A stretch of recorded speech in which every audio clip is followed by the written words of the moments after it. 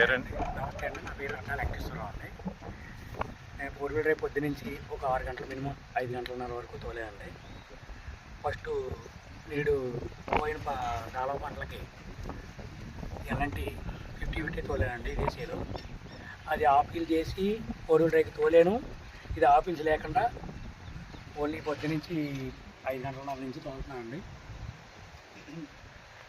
బ్రేకుల system బాగుంది, speed, engine speed, engine ఎంత load పట్టినా మార్గంలో బ్రేక్ పట్టుకున్నా ఇంజిన్ అయితే సైడ్ చేస్తలేదండి.